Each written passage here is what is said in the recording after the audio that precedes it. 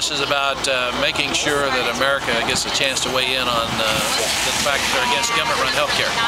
It's paid for by grassroots members all across the country. We have 700,000 members across the country.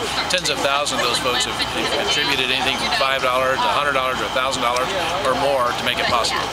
So what are you going to be telling people as this bus rolls around, and where are you going to go? Well, we've already started our tour. We started yesterday at 8 o'clock in Sykeston, Missouri, and then we went to Poplar Bluff, Willow Springs, Seymour, stopped in Springfield last night, Lebanon, Camdenton, Jefferson City, Rolla, and Washington tonight. And so what we're trying to do is get people engaged. They're frustrated with what's going on in Washington. They want to make sure that their voices are heard, and so they're signing petitions as we stop. We have petitions that we give to folks, and they're signing them, they're turning them in, and we're going to make sure that their voices are heard by their elected officials. I know that Americans for Prosperity has played a role in these town hall meetings. I know one in St. Louis with Senator McCaskill's staff, I guess, was organized by you. Yeah, we put that together because on July 17th we had folks out demonstrating in front of our office. They locked them out, they called the police. Senator McCaskill rightfully felt bad about that, and so she gave an opportunity for people to be heard. We thought we'd have 150 people show up. We had 1,000 people show up, and I thought that we got it recorded. Senator McCaskill could watch it. We also recorded people that didn't get to talk. So that started there. But what we do is we try to give people a voice, an opportunity for their voices to be heard, and that's all the town halls we're doing, and that's all we're doing here with this bus.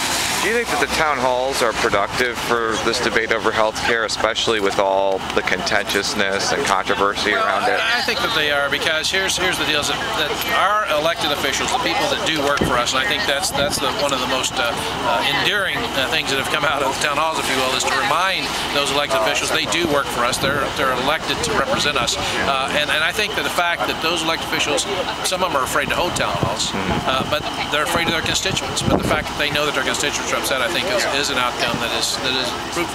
Do you think, though, that some of the more boisterous people who come, who are against, for example, the Democratic plan, might actually be hurting your side, or do you think they're just showing their passion? Well, I think some of those folks are just showing their passion, and the fact that they are being ignored, and that their voice is being ignored. They're not getting the opportunity to have their voices heard because they don't get their questions answered. Now, do I think people go overboard and go too far? Yes. I think you can have a spirited and lively, courteous but civil debate, and sometimes I think things do go overboard, but it's not always the folks who are against government-run health care that do it. And just to follow up on that, when Senator McCaskill had a media availability, she said that rudeness and shouting and whatnot wasn't particularly persuasive to her.